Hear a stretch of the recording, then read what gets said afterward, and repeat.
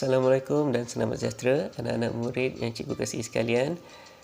Apa khabar semua? Dah makan ke belum? Alhamdulillah, pada hari ini kita akan teruskan lagi PDPR Sains tahun 4. Semua dah sedia nak belajar?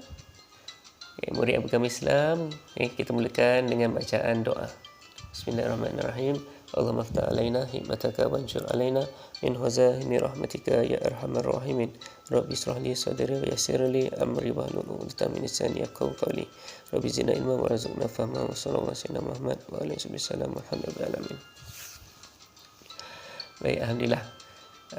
Cikgu doakan semoga semua dalam keadaan yang sihat sejahtera, aman sentosa, teguh iman, sihat walafiat dan bahagia bersama keluarga yang tercinta, dan terus bersemangat untuk kita meneruskan PDPR kita pada hari ini dan hari-hari yang seterusnya.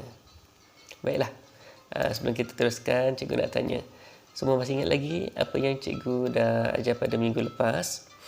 Ya, pada PDPR sebelum ini, kita telah mengetahui kemahiran-kemahiran proses sains, antaranya ialah kemahiran memerhati, kemahiran mengelas dan menggunakan perhubungan ruang dan masa.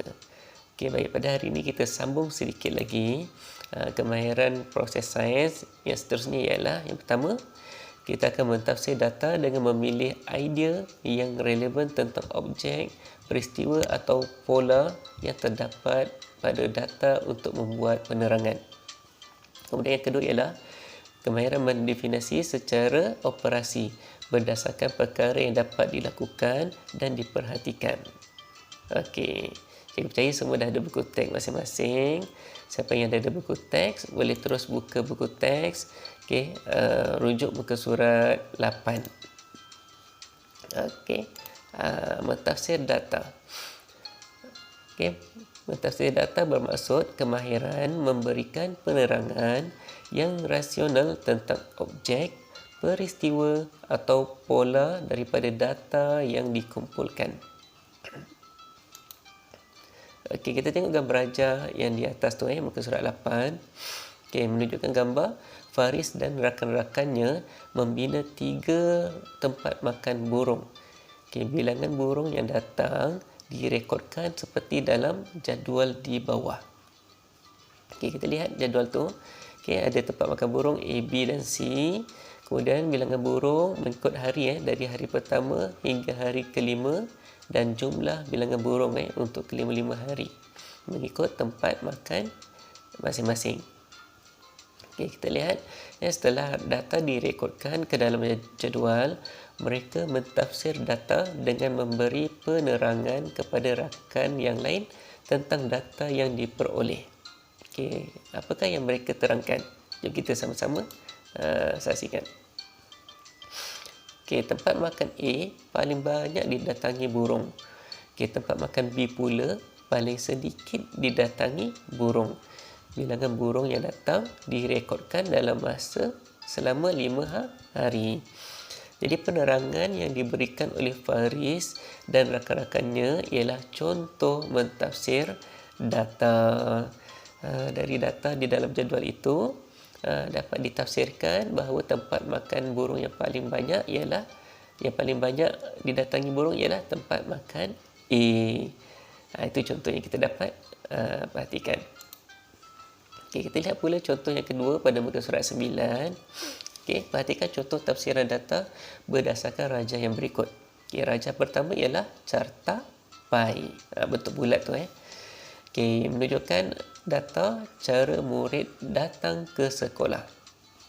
Ada yang berjalan kaki, ada yang menaiki basikal, ada yang menaiki bas dan ada yang menaiki kereta. Okey, tafsiran data yang kita boleh buat ialah bilangan murid yang menaiki basikal sama dengan bilangan murid yang berjalan kaki. Okey, sebab kita lihat gambar rajah dia, warna biru tu berjalan kaki, warna merah menaiki basikal. Okey, kedua-duanya sama saiz. Kemudian kita juga boleh buat tafsiran bilangan murid yang menaiki kereta paling sedikit, sebab dalam gambar paling kecil bahagian dia. Kemudian apakah cara utama murid datang ke sekolah? Cara utama murid datang ke sekolah ialah dengan menaiki bas. Sebab bilangan murid datang ke sekolah dengan menaiki bas adalah yang paling banyak. Okey, kita terus lihat ke contoh pada rajah yang kedua, iaitu carta palang. Okey, menunjukkan jarak yang dilalui oleh kereta mainan. Ada berapa kereta mainan? Ada 5, A, B, C, D dan E. Kemudian jarak yang dilalui dalam sentimeter. Okay, tafsiran data yang kita boleh lihat ialah jarak yang dilalui oleh kereta mainan A adalah yang paling jauh. Sejauh berapa tu? 50 cm. Warna hijau tu. Okay, jadi persoalan lelaki tu, berapakah perbezaan jarak yang dilalui oleh kereta mainan A dan E? Okey, A kita dah lihat tadi 50 cm. E pula hanyalah 10 cm. Jadi beza jarak mereka ialah 50 tolak 10 sama dengan 40 cm. Jadi tafsiran yang kita boleh buat, perbezaan jarak yang dilalui oleh kereta mainan A dan E ialah 40 cm. Okay, dan kita juga boleh buat tafsiran, jarak yang dilalui oleh kereta mainan E adalah paling dekat. Okay, 10 cm sahaja. Okay, teruskan ke contoh yang ketiga, iaitu carta pengelasan cara haiwan membiak. Itu menggunakan peta apa tu? Peta pokok. Macam mana peta pokok? Tree, gitu. Okay, ada dua cara haiwan membiak, iaitu bertelur dan melahirkan anak. Okay, tafsiran yang kita boleh baca tu iaitu buaya, ikan dan ayam bertelur, manakala gajah, kucing dan serigala melahirkan anak. Persoalan murid perempuan tu ialah berapakah cara haiwan membiak? Okay, jadi cara haiwan membiak ada dua, iaitu bertelur dan melahirkan anak. Okay, itu dia contoh-contoh mentafsir data. Cikgu harap semua boleh faham. Okay, dan kemudian kita akan mengetahui pula apakah dia mendefinisi secara operasi. Baik, kita teruskan dengan kemahiran yang kedua, iaitu mendefinisi secara operasi. Okay, bermaksud kemahiran memberikan definisi tentang sesuatu konsep dengan menyatakan perkara yang dapat dilakukan dan diperhatikan. Okay, kita lihat contoh pada gambar rajah muka surat 10 dan 11. Okay, gambar yang pertama ialah perbualan antara dua orang murid dengan cikgu dengan gurunya. Okay, cikgu, bagaimanakah keupayaan bahan menyerap air boleh didefinisikan? Okay, cikgu pun jawab, lihat air di dalam bikar. Apakah yang dapat kamu ukur? Okay, mereka sedang menguji keupayaan bahan menyerap air dengan cara merendam 3 tisu yang berbeza ketebalan ke dalam 50 ml air selama seminit. Okay, jadi apakah fungsi bikar dalam penyiasatan ini? Okay, fungsi dia untuk menyukat isi padu air. Okay, kita lihat gambar rajah yang kedua. Saya boleh mengukur isi padu air yang tinggal di dalam bikar. Okay, kemudian guru pun cakap, jadi definisi secara operasi keupayaan bahan menyerap air ialah isi padu air yang tinggal di dalam bikar. Jadi definisi secara operasi keupayaan bahan menyerap air ialah isi padu air yang tinggal di dalam bikar. Okey, itu adalah definisi secara operasinya. Okey, kemudian kita lihat gambar rajah yang ketiga pula. Okey, nampaknya tisu dalam bikar C menyerap air yang paling banyak. Okey, cikgu, bagaimanakah keupayaan bahan menyerap air yang paling tinggi boleh didefinisikan secara operasi?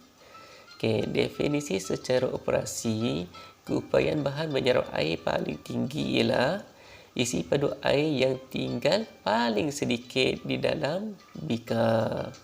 Okay, maksud dekat situ, definisi secara operasi, keupayaan bahan menyerap air yang paling tinggi ialah isi padu air yang tinggal paling sedikit di dalam bikar. Okay, itu definisi dia.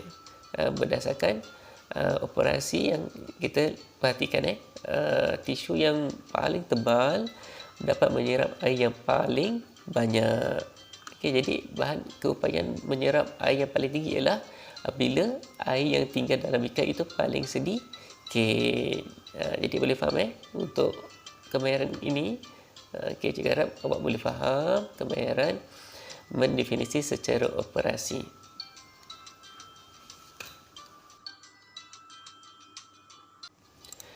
Baiklah, kesimpulan untuk PDPR kali ini, murid dapat mengetahui kemahiran mentafsir data, iaitu apa?